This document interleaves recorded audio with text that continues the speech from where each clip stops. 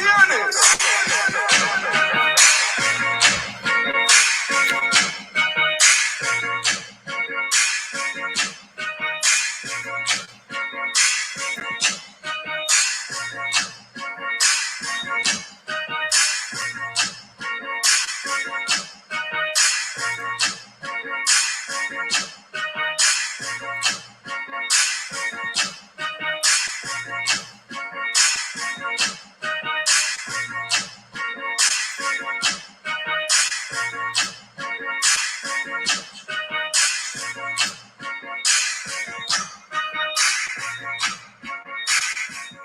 All right, how y'all doing out there? It is a rainy, messy August 31st here in the ATL. Hope everybody is doing well and definitely want you to stay safe amidst the remnants of Hurricane Ida. Again, just sending shout outs to those folks who are dealing with the crazy floods, man. The pictures of that stuff is amazing to see what's going on down there. So prayers to everyone down there in the Bayou, Mississippi, down there on the Gulfport.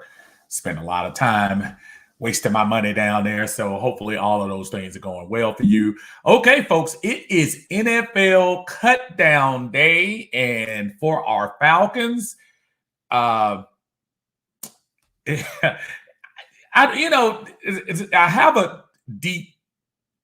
have a thought about this. There are people who look at this roster, and there are going to be some who might have had some personal investments, some favorites and things of that nature. But I was looking at the list when it came out a few moments ago, and I was truly looking and saying, did we really have a plethora of talent on this team, at least vying for positions on this team? I don't know. And this is not to say because I don't know a name as a fan, does that, I could be ignorant. Maybe there are some folks, maybe Willie Beavers was somebody who is going to be a star 4 years from now, 5 years from now. I don't know. But that's why I love the fan perspective, because between us all, hopefully we can learn together. I mean, there was really only one name that kind of caught my eye, and that was Huntley, because it seemed like they were giving him so many reps out there that maybe they were just trying to see how he worked in game time situations. He got quite a few carries. So my thought process was they were grooming him for this third position spot. I don't know. Anyway, let's go to the list if we can, and let's see what we have. And the list on here, this is courtesy of the AJC.com page. So let's go to who we have on the list now. Deldrick Abrams, one of the cornerbacks. Forgive me for pronunciations, folks. If I get it wrong and you got a cousin or family member out there, please don't beat me up. Eli Akanu terminated. Willie Beavers, the aforementioned Willie Beavers, who got a lot of time and looked like he was in line for one of those positions. Trevor Davis, wide receiver. Zach Dow, defensive lineman. Emmanuel Ellaby, Deontay Foreman. Matt Gano was placed on the reserve, physically unable to perform list. So look for him to possibly come back. I think if he was a clear out cut, they would have said that. I have a feeling he'll be back. So that's why this roster, you can't sit here and say that everything's done yet.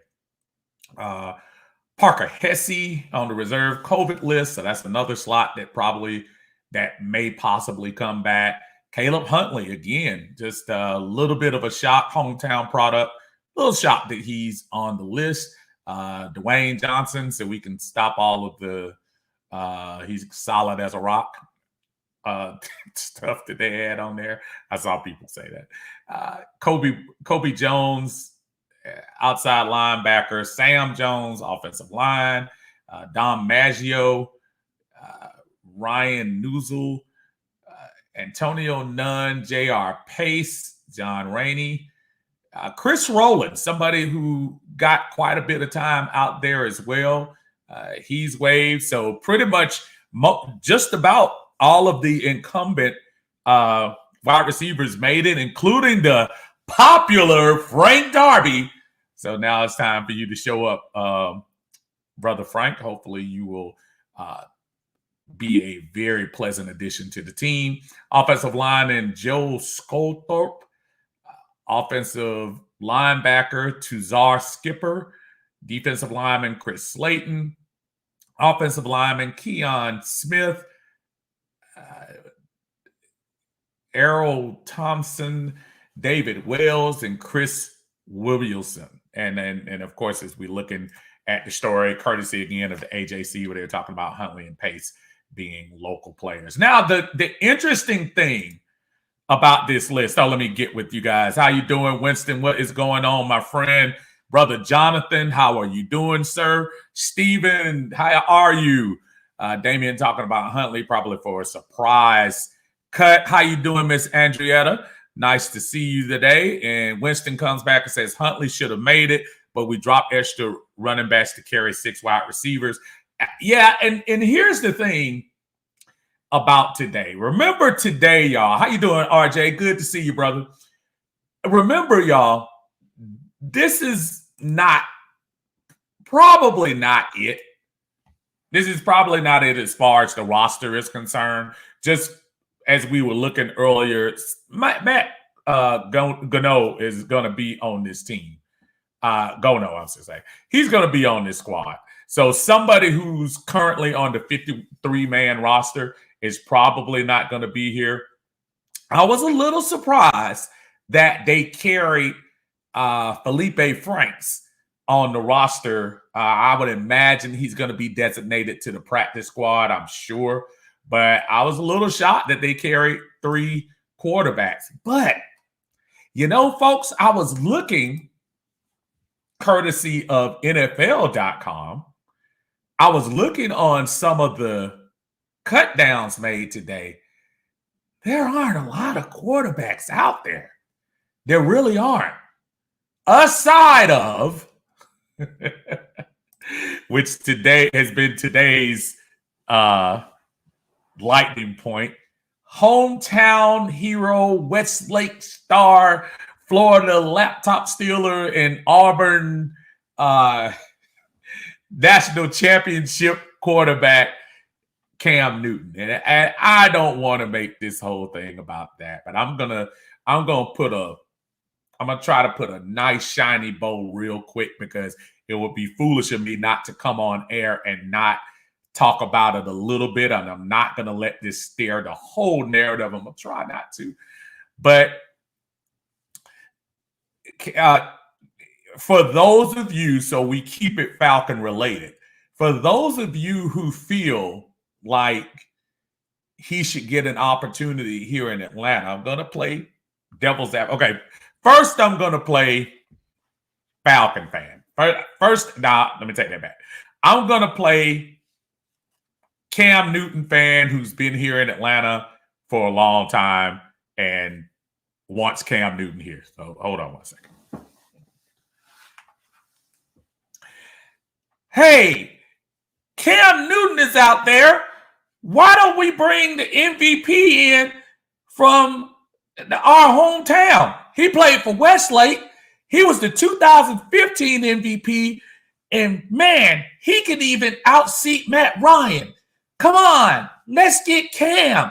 Cam is our man. He would do everything. He brings scarves and fedoras and everything here to the press conference. He would be the greatest example of anything we've ever had. And he'll bring that same fire. He'll be Superman. Yeah.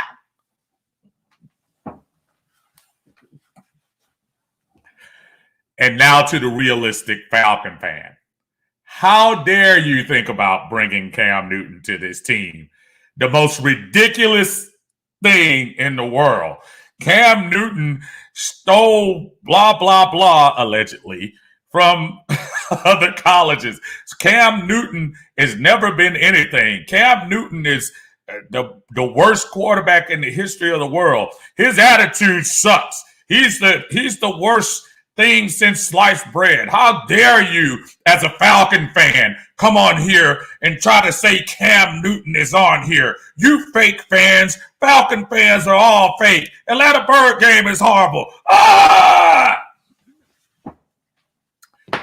Thank you very much. My Academy Award is in the window. Anyway, before I get to all of that, let me play happy medium guy on this stuff. Listen, to say that a roster with Josh Rosen makes me feel super comfortable going into the year with a 36-year-old veteran who is an Iron Man through and through. Listen, that's the one thing that people don't give Matt Ryan credit for through the years is his durability. Matt has missed 3 games since 2008. 3, and 2 of those games were in 2009.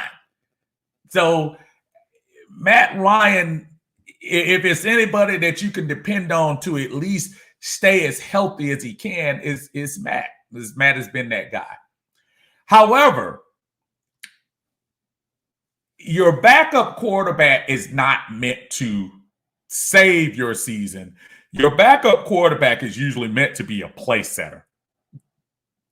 I don't think, from this, speaking about those Falcon fans that feel like Cam Newton should be here, my personal opinion, I don't want Cam Newton near any of my young guys.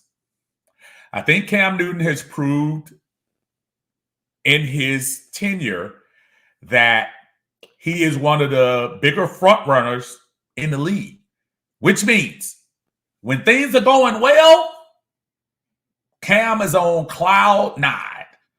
Cam is showboating. Cam is high stepping. Cam is Supermaning. Cam is first down, and it's incredible. But boy, oh boy, when things go the other way, Cam is pouting and now I don't want to answer the question. I don't want to. No.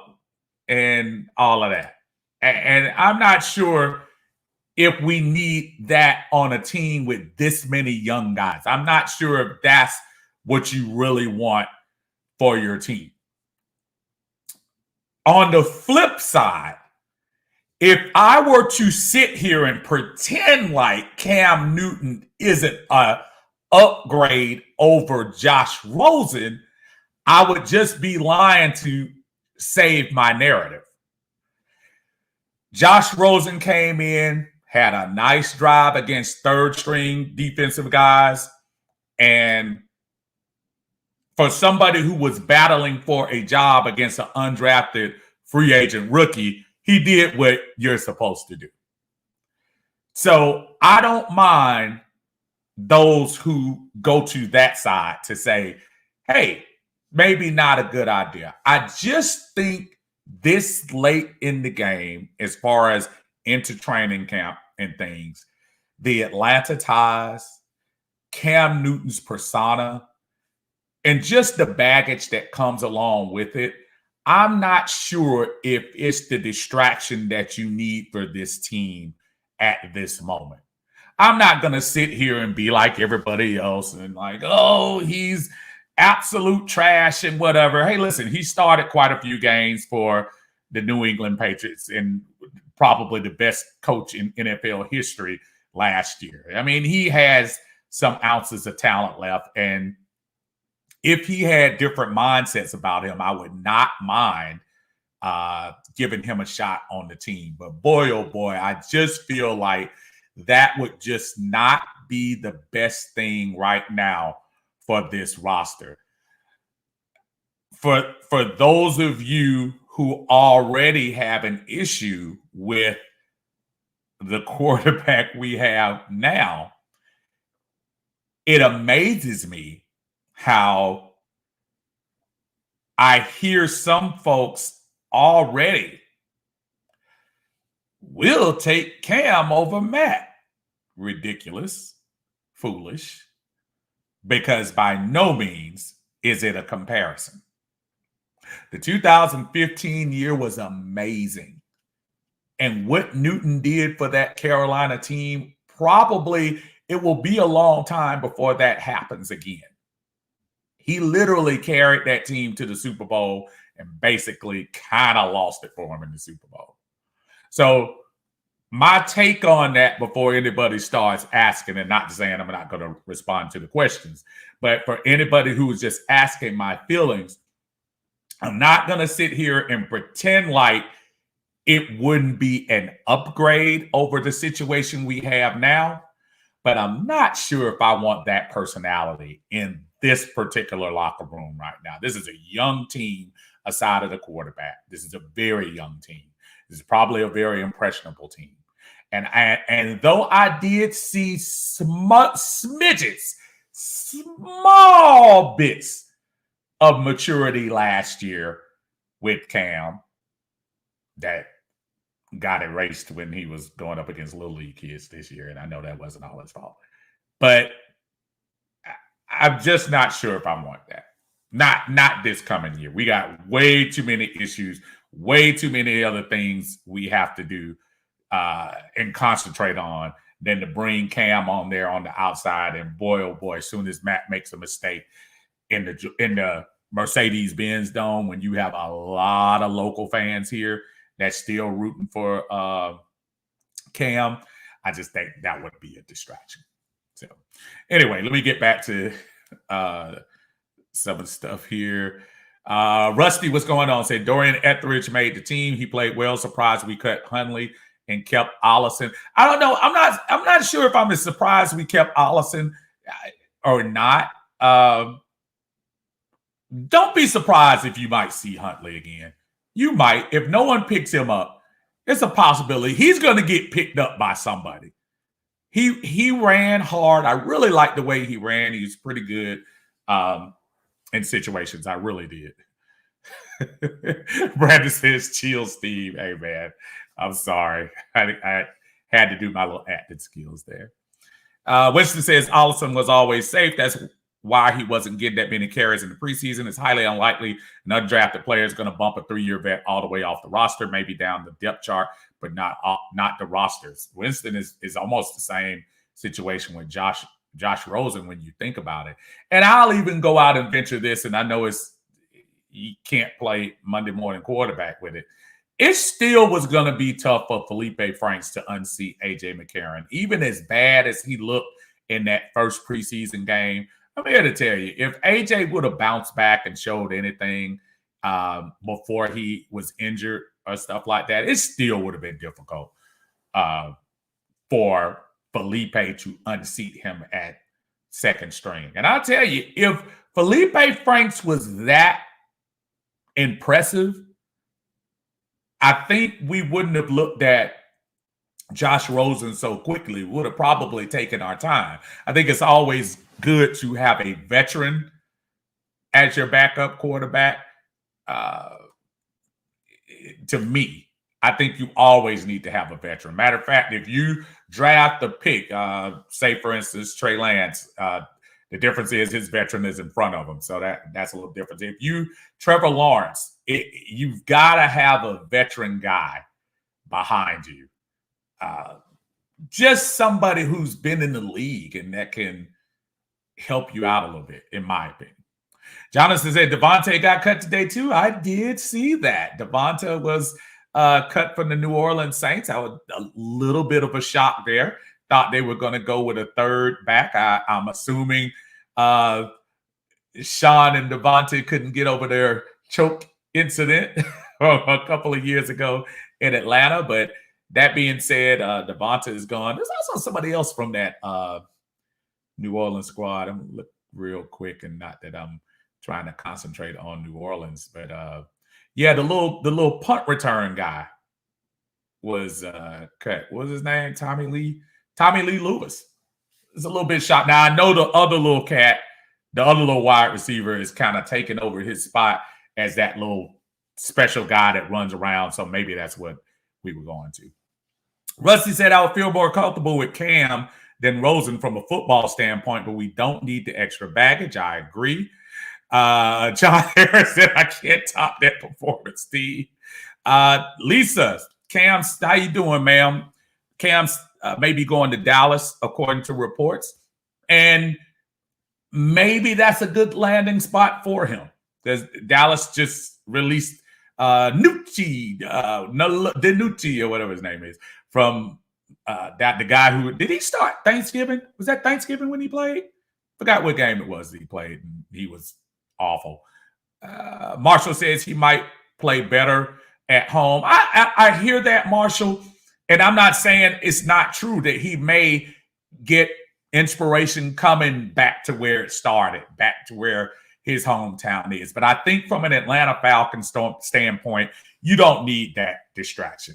The distraction, it's enough distractions already with the departure of Julio, with, the pros and cons of Matt Ryan, this coaching staff and what they brought in. This is about as no-name of a team right now that we've had for the Falcons for a long time. And I'm not disrespecting Calvin Ridley nor Grady Jarrett. But when you think about that, you take those two and Matt Ryan off the team, you really have no known commodities right now. We haven't seen enough of Kyle Pitts aside of one catch to know if he's going to truly be that guy.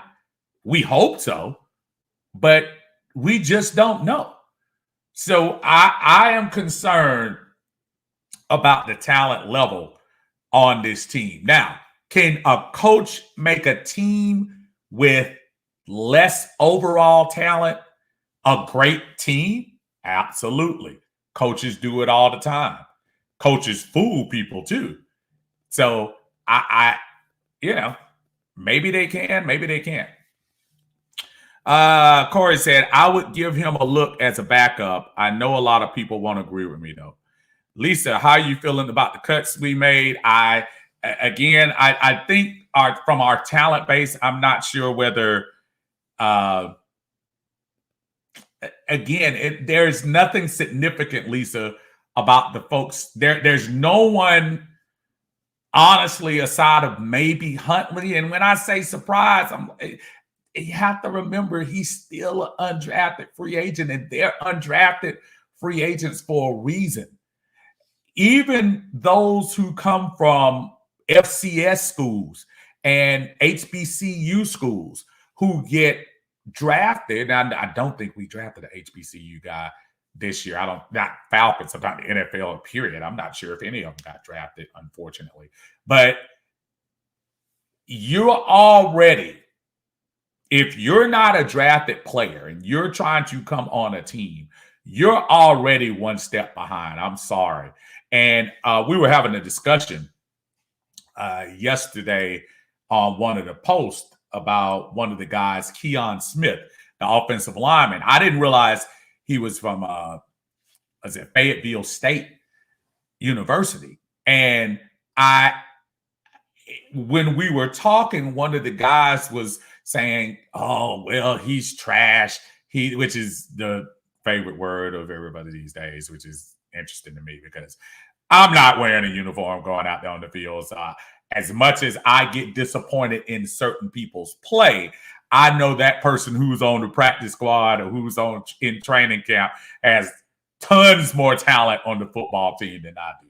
I'm put that out there. But the chances of that young man having an opportunity to make an NFL roster, even when they were signed, were very slim. Slim at best slim. You have to do something extraordinary. This is why I applaud Felipe Franks. Felipe Franks, when you think about where he started, he was the top quarterback coming out when he was recruited by the Florida Gators and was the top guy. So when he got to Florida, the expectations were off the chain. You went to the University of Florida. By projection, 3 years later, you should at least be top 5, top 10 pick. SEC guy, yeah, leading one of the better programs in the country. The projection 3 years later is that there's no doubt you should be a top pick. Well, he got injured. Quite frankly, at times, he did not play well. Florida did not have faith enough in him to keep him around. He said, okay, I'll take my wares to Arkansas. Had a decent season with the Razorbacks. Unfortunately, the Razorbacks are kind of B tier in the SEC, but nevertheless, it is an SEC team. They play an SEC schedule. And in the SEC West, where you're going against Bama, Auburn, Texas A&M, LSU, it's not like you're playing St. Mary's of the third order secondary school. I don't know if that's a school or not. I just made that up. But give Felipe a lot of credit for at least making this round of the 53-man roster. I have a sneaky suspicion that this roster is still in flux because there are probably players that are coming off the waiver wire today that the Falcons may want to bring in. So while it's to be celebrated that the guys made it right now, folks like Felipe Franks, I would still keep that suitcase handy because I'm pretty sure there are folks that think,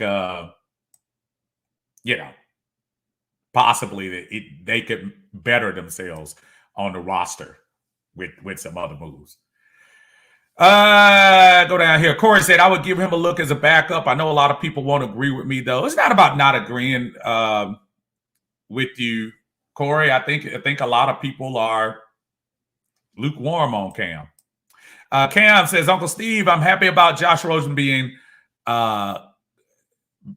been clamoring we bring him in for 2 years. Well, Josh Rosen kind of, I don't know if you want to say, he kind of set himself up. Josh Rosen, when he went to these 9 teams are going to regret not drafting me and stuff like that. And then you come out and you don't even get as much of a good sniff of a chance to remain the starting quarterback. You go to another team, and then you go to another team, and this is your 4th team in 4 years.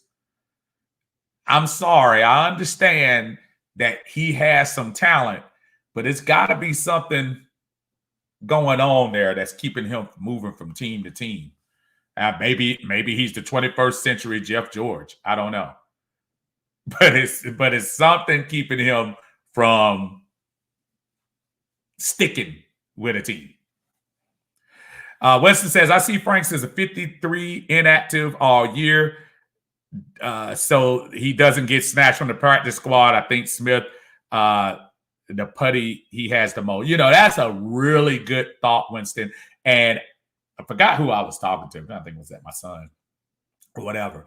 The automatic thought to put him on the practice squad, if you plan on developing him, is not a smart move because just like Winston says, there is somebody that can snatch him from that practice squad. If you put the folks that you put on the practice squad, another team can grab them from you as long as they sign them to the current roster. So, i.e., Felipe gets on the they put Felipe on the practice squad week 1. Hypothetically, Carolina. Say Carolina loses their quarterback and they need another quarterback to come in. Carolina can grab him from our practice squad. He can't go from our practice squad to his, but if they sign Felipe, they have to bring him on to their 53-man roster. And if I'm not mistaken, I think he has to it's not like they can bring him on the roster and then designate him later on. they have to sign him to a contract for that year. So, and then they can cut him, but they can't sign him, designate him to the practice squad. You see what I'm saying? They can't do that. And that's one of the things that, that's a very good point, Winston, about that. Let me bring this up real quick because I was looking at the roster and what we have on there. Again, courtesy of the AJC, giving credit where credit is due. So far, so the running backs that we have, obviously Felipe Franks, Josh Rose, and Matt Ryan. Again, I look at that list and I'm thinking that may change. I don't know. I'm not sure. Gregory, I see you out there.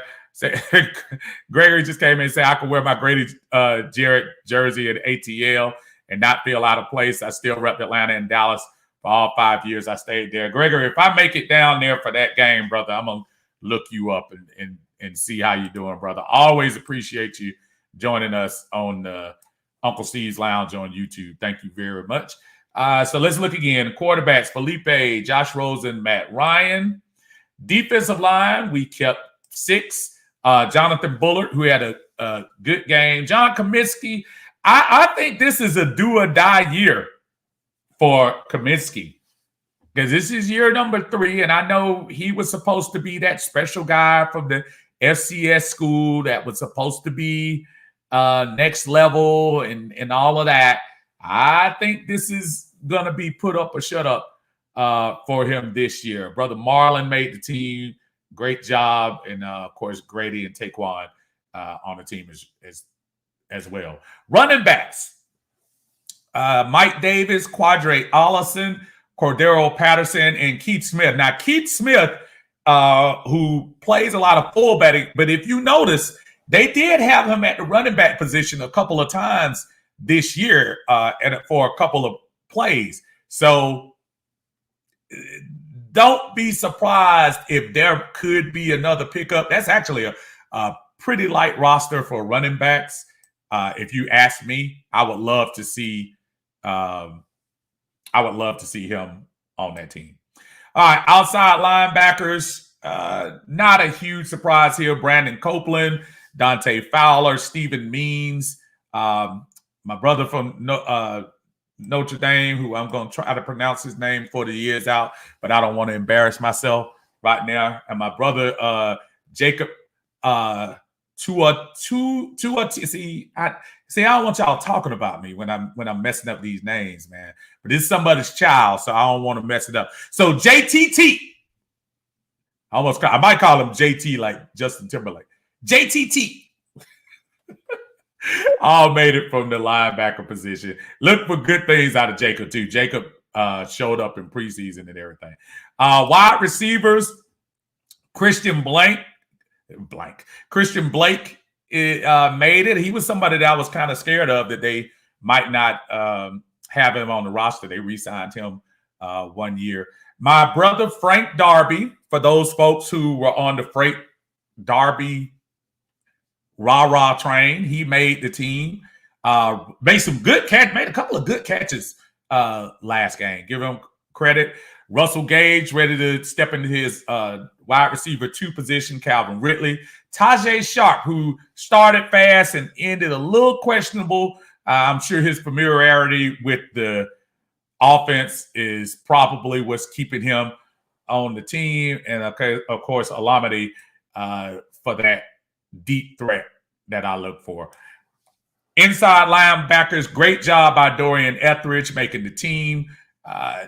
Really one of the standout guys on defense during that time. Dion Foyer and Michael Walker, somebody else who I look at as being should bring some dividends to this team. Hayden Hurst, Kyle Pitts, Lee Smith, not a shock from that standpoint. Defensive backs, which I'm pretty sure they include safeties in there too, which they do.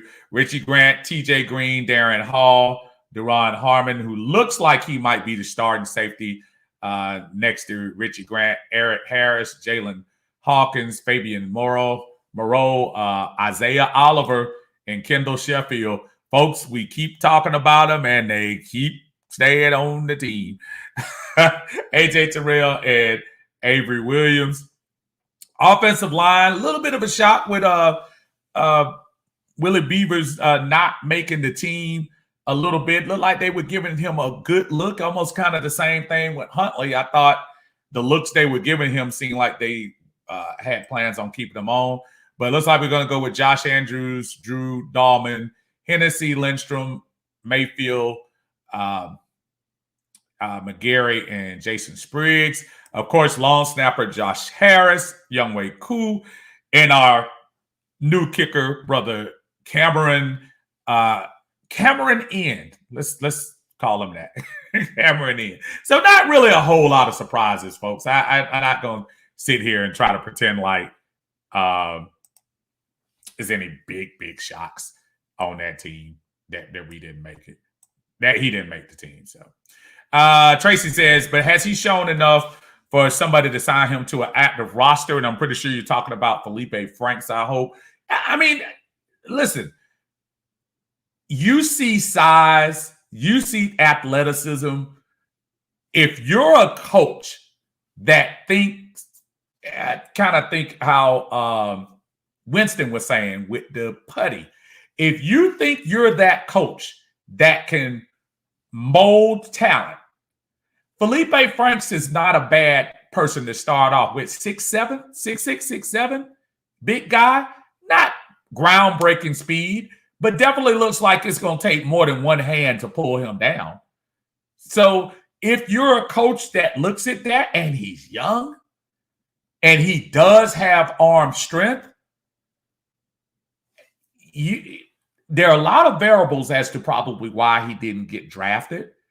But if you're that coach that think you can do that, Tracy, why not take a chance? Especially if you I'm imagining that's what Arthur Smith is thinking. Because guess what? In another year or two, especially if this team, let's say, doesn't make the playoffs this year, you're going to have to think about the future, whether you want it or not. You better be thinking about the future, whether we win or not, to be quite honest with you. But you're going to have to start looking at the future of that position soon. So why not get somebody that you're coming fresh into the job, that you can say, hey, you've been here from day one. Here's the playbook. Soak it up. I'm not promising you you're going to start, but I am saying I'm going to give you an opportunity.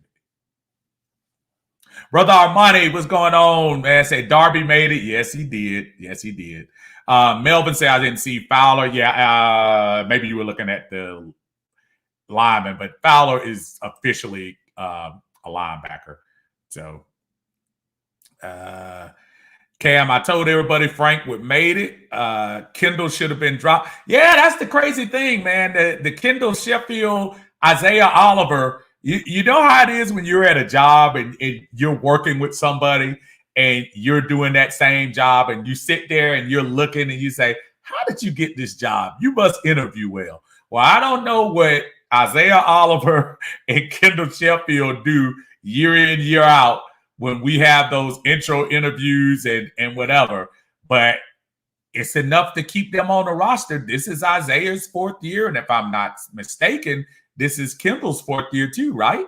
So whatever they're doing in person, on the training camp field, whatever they're doing there, it must be enough to impress, because somebody else from another organization came in here and looked at those two, much to the chagrin of some of us, and looked at those two and said, you guys are good enough to stay on this roster. I'm not saying I agree with it. I'm just telling you that's what they said. Who knows? Cam said we should have dropped Allison, in my opinion, and kept Huntley. He didn't show enough for me. Well, again, that's another thing when you start talking about Allison again. Like, what are you doing behind the scenes? I don't know. Maybe there's something he's doing that is impressing the the folks. I don't know. But whatever Allison is doing, whatever Cam is, not Cam, whatever Sheffield, it's enough to keep them on the squad, y'all. I don't know. I'm not a coach. Winston said this is Sheffield and Oliver's third year. Third year? Oliver been here more than this is Oliver's fourth year. Don't make me go check you out. Hold on, Winston. I usually trust your background. No, Oliver was here in 18, right? When Isaiah Oliver here in 18? Oh, I'm almost positive. I have more doubt about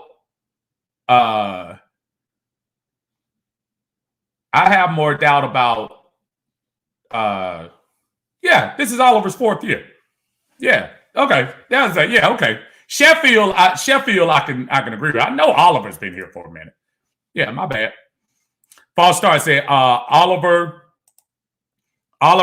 maybe Sheffield, no.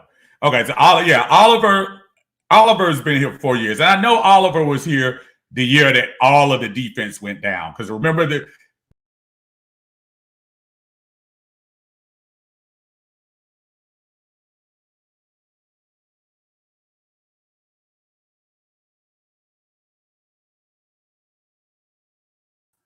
Sorry, I know I disappeared for a minute.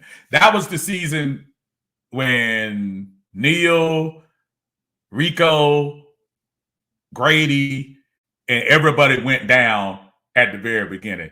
So that's why I was kind of sure about that year. So, Winston said, dude, Winston, if I don't have you, Tidy, Rusty, and some of y'all cats backing me up, bro, I'm like the anti-Google. Sometimes if I don't have it up here, I need all the help I can get, brother. No apologies needed at all. I need all of the outside help I can get. Again, I'm a glorified Falcon fan. I don't pretend to be the media guru of everything. I can tell you a lot of stuff that used to happen, but I need every ounce of information I can get. Winston says Sheffield and Jordan Miller came out in the same draft together the year after Oliver. Yeah, I remember Jordan Miller too. Yeah, Sheffield but again, when Arthur Smith and Terry Fontenot came in here, I think the first thought was, okay, so all the folks that Dimitrov and folks were looking at that were saying, oh, these are great players, these are talented players. I was assuming that when Terry and Arthur and the rest of them came in, they might be like, well, you know what? You guys aren't good. We need to get you out of here and bring some young boys in here to, start over and get things going. I guess my philosophy is because, listen, Isaiah Oliver at best has given us flashes, and he did give us flashes. 2019, the last 8 games of that year, Isaiah Oliver played like he should have been a starting DB. If you remember those last 8 games in 2019, that was when we started 2-6 and then finished, and they basically saved Dan Quinn's job that year. And they finished very strong. The year we beat San Francisco out in San Francisco at the last second that particular year. Isaiah Oliver, that was probably the strongest stretch of games he's ever had. Of course, last year he kind of resorted back to what we saw back in 2018. But I'm sure he realizes this is the last chance for him. I mean, it is because his contract is over after this year. And Sheffield, who started with probably a little bit more promise than Oliver, has just gotten to the point where you forget about him. Not saying that you're not good, but we just kind of forget about you in the big scheme of things. We were getting happy over What was the guy we brought in from Cincinnati last year? The free agent. Anytime you get more excited about free agent cast-offs that we bring in here, aside of the folks that you draft, that's a scary proposition. Denard, what was the guy's name that came in here and then he got hurt at the end of the year? Lisa said, I met Jordan at his rookie camp. I think he's now with Seattle, talking about Jordan Miller. Anthony Booker, when Oliver was a rookie, Cincinnati threw a second right in front of me in Mercedes-Benz. Man, that was a long motor ride home, but he has improved playing at the nickel. He threw a second. Now, Anthony, if you're talking about that last second catch that he got to win that game, I think that may have been Oliver, if you're right. I think that was Oliver who was on coverage. But again, I'm going to kind of give him a pass on that. And look, you're a professional. You should be on the field. You should be ready. I think that might have been Oliver's second game as a pro or something like that. I think that, and it might have been the third or fourth game of the year. That was the game that Tyler Eifert was hurt. And if you're talking about in Mercedes-Benz, that was the only time Cincinnati's been there. When he threw the touchdown in the last second to AJ Green over in the corner. So yeah, if you're talking about that, yeah, cool. Winston said, I think Sheffield stayed on because of Pease. Pease started Baltimore, keeping 4 or 5 starting caliber quarterbacks on the roster. Cam says, I will say this for Oliver. He looks much better as a nickel, but he's definitely not a first or second. You're absolutely right. In the nickel, he does look better. Cam says, my cousin, Darquez Denard. Okay, that's my brother. Denard. Okay, so I was close. I appreciate you. Thank y'all for the instant Google on me, because I thank you, Winston. I appreciate that. Anthony says, thank you for the grammar, Steve. Come on, bro. You ain't got to, again, y'all doing these apologies for nothing. I'm a product. Me and Lisa are proud products of the APS system, and sometimes we have slips, even though I think Lisa was much better at English than I was. So no need to apologize at all for that. My brother David, how you doing, sir? Say, Anthony Booker is right. That's not on Quinn. You do not have your rookie cornerback on AJ Green, who was a top 5 receiver at that point. Here's the problem, David. Remember the situation we were in. We lost. Wait a minute. We didn't have True. We lost Neil. We lost Neil and Rico. If I'm not mistaken, I think Alford was the only person left on the other side, and we didn't have a choice. It wasn't a hey, it's the last second. Let's put Isaiah Oliver on AJ Green for craps and giggles. We didn't have anybody else left. That was actually the first year that they gave what's my boy's name in Dallas now? Safety who was making all the interceptions that year. See, when they leave Atlanta, my mind just clear. Casey, when they had Casey on there, I'm trying to tell you, man, this is you got to go back and look at the situation, David. I'm pretty sure Marquez did not say, hey, let's try something new by putting Isaiah out there on AJ. He had no choice. Anthony says, yeah, I gave him a pass. It happened right in front of me. You must have been in that corner of the end zone. Trust me. And we thought we had that game won, Anthony, if you remember that, because we had come back in that game. And we knew we had that game won. I mean, and they came down the field. I think that was the game that the little wide receiver who I think is still there, what's my boy's name? TJ, something with a T. Had like 12 catches. The little slot receiver. Come on, help me out. I'm trying to think what his name is. I'm with a T. TJT. What's his name? The T is in his name. for Cincinnati, and he killed us that game.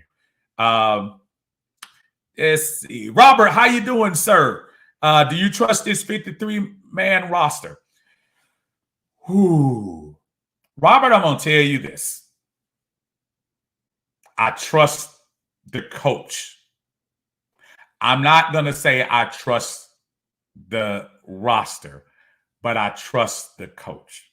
I'll go there. I'll leave it right there. David said he was one-on-one with him with that play. He should have been running down the field screaming timeout. Again, David, he was just getting his feet wet in the NFL that year. He was just getting his feet wet. I understand what you're saying. If you're wearing a uniform, you should be aware of all situations and things of that nature. He was just getting his feet wet that year. I'm going to give him a pass that game. Now, anything past 2018, I can't give him a pass. That year, that situation, those circumstances, I usually don't cut folks slack. Got to cut them slack on that one. Rusty, Ross, Noah, but Taj Boyd. Thank you, Sean. Taj Boyd. Tyler, is it Tyler Boyd or Taj Boyd? It's Boyd. Boyd is the one that's, dude, it just seemed like every single third down they had, Boyd would get like 10 yards. And I'm not looking at one thing, but obviously being at the game, I remember just like every third down play, Boyd caught a pass. Caught a pass for a touchdown. But look it up. He's caught at least 10 catches that game. Maybe more. Taj Boyd. Yeah, that's who it was. Y'all rusted. That wasn't Ross. That was Boyd. I know his name was T. And that was Boyd who did that. That's who it was. Thank you, Sean. Thank you, Anthony. That guy killed us that game. But yeah, David, I can't, man. I can't. You can't. Nah. Everybody went down. We lost our whole secondary that year. And if you look, for those who don't want to remember and give credit where credit is due, that year, Matt Ryan balled out. Matt balled out in 2018. So we lost the whole back end of our secondary, with the exception of, not even the exception of, because I think Alfred guilt along a little bit later on that year. But aside of Alfred, we lost everybody. Everybody who came in was somebody new. They had Oliver. They had, what was the, I keep asking y'all names, but it was another guy that we had in here, and he was like burnt toast as well too. But those guys were pretty bad. Y'all got me so messed up about this game that I had to pull it up. Atlanta Falcons, Cincinnati Bengals. I gotta find. Yep, 37-36. I'm gonna find the stats for this game just to show y'all how Tyler Boyd had 11 catches for 100 yards that game. Never got a touchdown, but I tell you what he did. Every third down play, he got the yards. He reminded you of a poor man's Michael Thomas that game, because he slanted, he curled, he got everything. And think about it. He only had 11 catches. So that was crazy that year.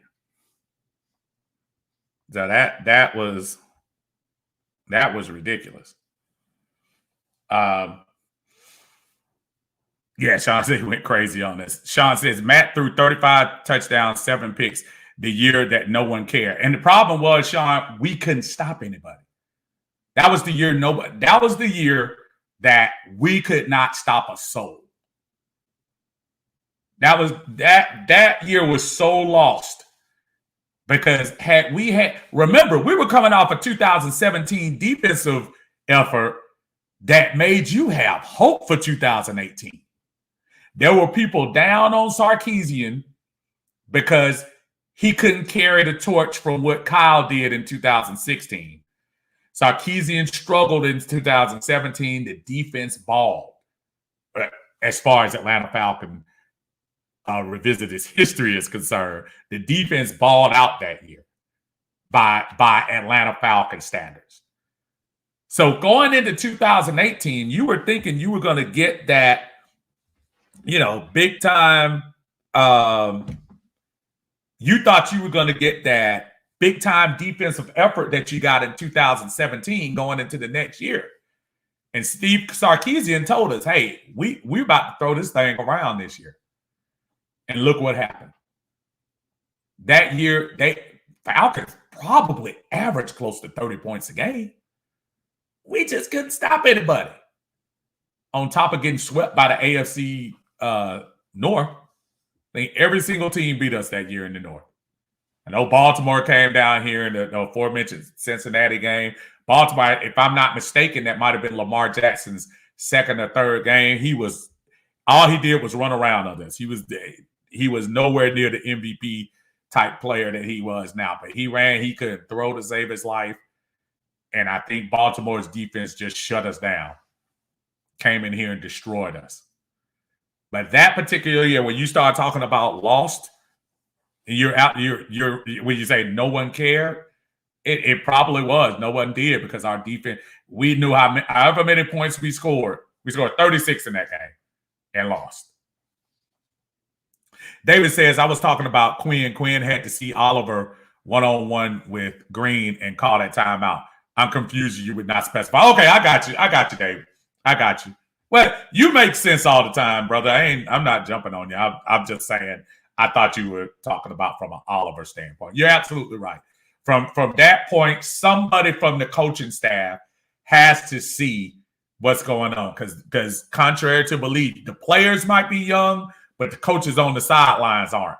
And they should be able to point out and say, he's out of place. Let me call a timeout. Now, that being said, I don't know what our timeout situation was in that game. I know it was back and forth. So I don't know. Maybe we didn't have a time. I don't know. I don't remember. But I know we had just scored right before that. So maybe we used up our timeouts. I'm not sure. Winston said, yeah, Boyd kept a lot of their drives alive that game. Absolutely. Cam, you talking about Bleedy Ray Wilson. That's one of them. Absolutely. Bleedy Ray. And it was funny. It was a lot of people that liked Bleedy Ray. And probably because his name was Bleedy. I don't know. But I was never that impressed. David said, I always thought Quinn threw Sarkisian under the bus. It was easy. It was easy for him to do that. But think about Sarkisian. Sarkisian said, okay, you know what? It was easier for Quinn to throw him on the bus in 17 than it was 18. So I give Sarkisian credit for saying, you know what? I just had this monster year with Matt Ryan. I'm going to take my wares to Alabama and go to get my Tutelage again under the great one and then parlay that into getting a major coaching job. So good for Steve Sarkisian. He got a horrible rep, and I'm not saying at times in 2017 I was frustrated with him. I've been pretty frustrated with him in 2018.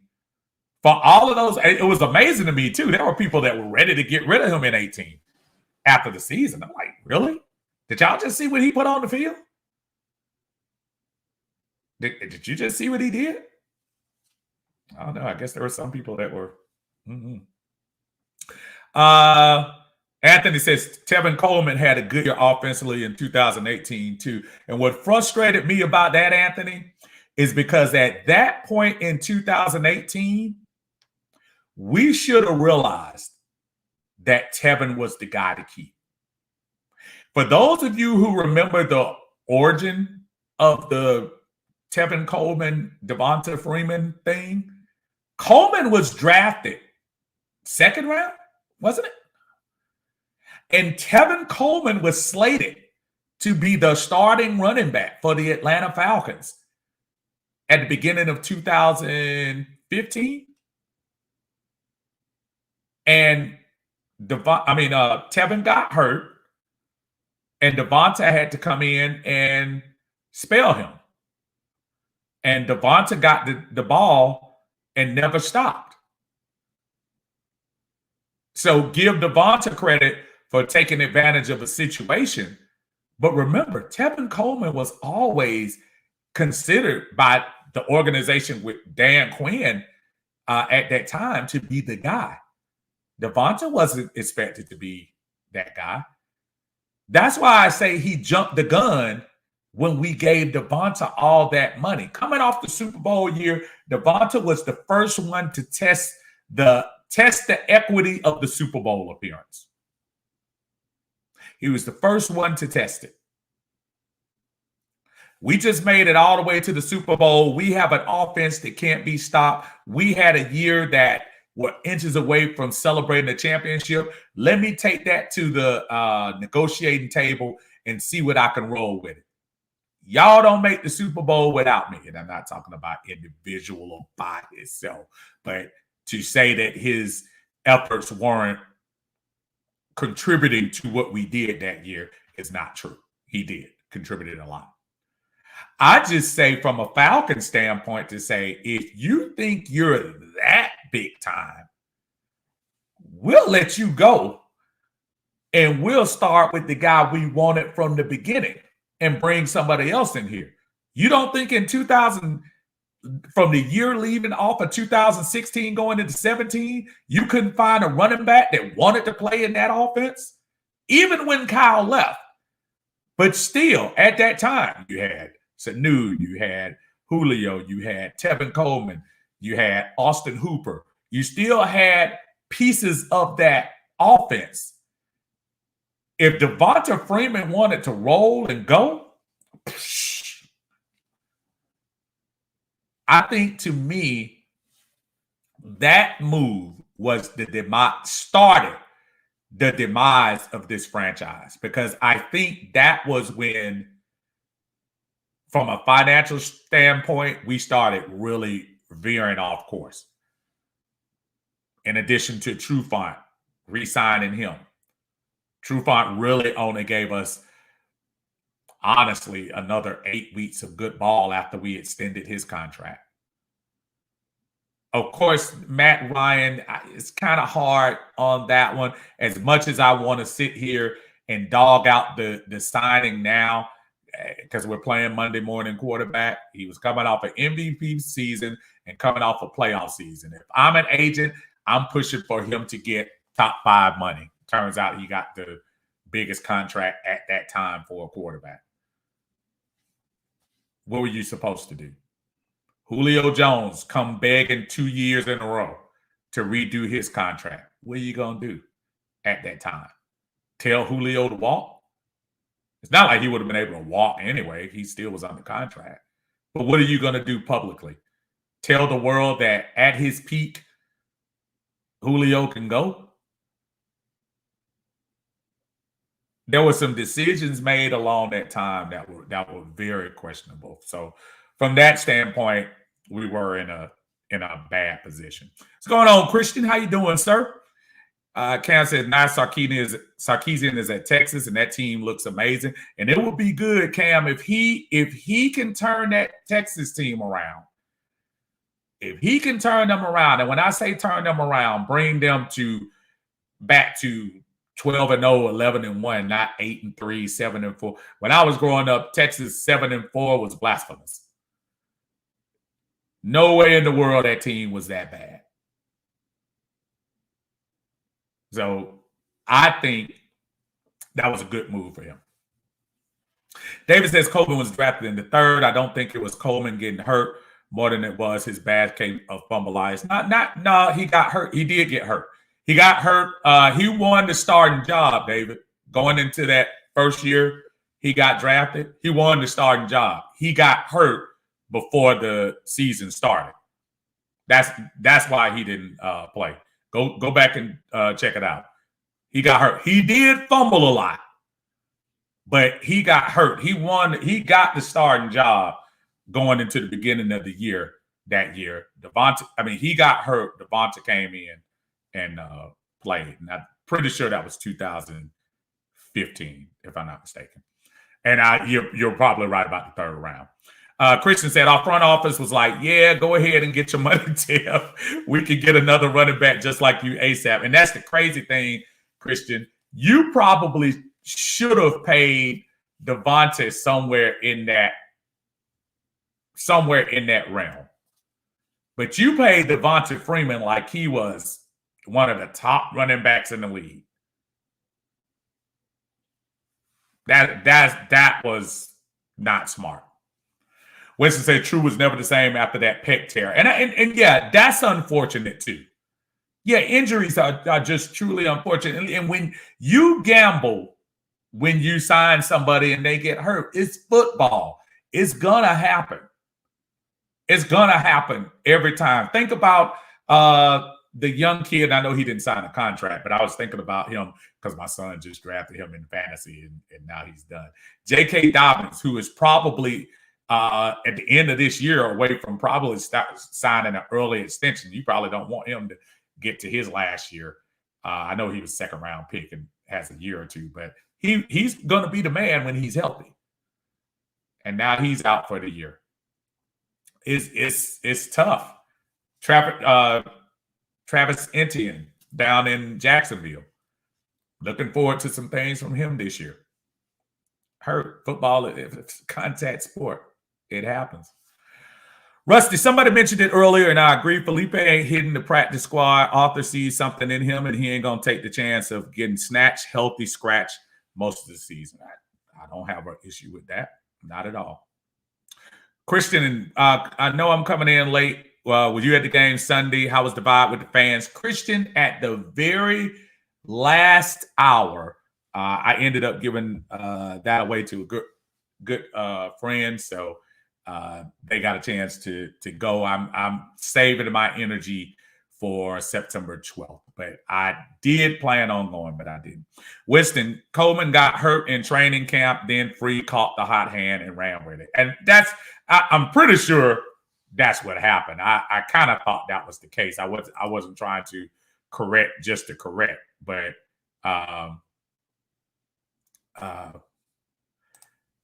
came in. Tevin got hurt in game 2 versus the Eagles. Freeman came back from injury because he got hurt too. So again, it was definitely one of those cases where Tevin took advantage of the situation. When one man goes down, another man jumps in. So, hey, it is what it is. Anyway, ladies and gentlemen, I got to get going and hit the work. I appreciate y'all joining me for that recap of the 53-man roster and what happened today. I'm pretty sure a couple other admins are going to chime in here sometime, if not today, later on this week, and talk about it. Y'all be safe out there, man. These storms are off and on, looking kind of crazy. Thank God not as bad as they were down in Louisiana not too long ago. Again, shout out to those folks down there dealing with all of that stuff, man. We don't want that. All of that is just crazy. Anyway, y'all take care. I'll catch y'all. I'll definitely catch y'all again. Gonna start the podcast up again for you guys that want to check out the podcast during the week. I'll put it up on my personal page. If you're interested in that, just send me a friend request. If you're not already a friend, start my preview for the year. I'll do that definitely next week, going into the game, since we have a bye week this week. But I will be starting the podcast back up again to preview what's going on off Facebook. But I will be doing my Uncle Steve's Lounge thing too on YouTube. So y'all check me out on there, Uncle Steve's Lounge. You'll see this replay and many others on there.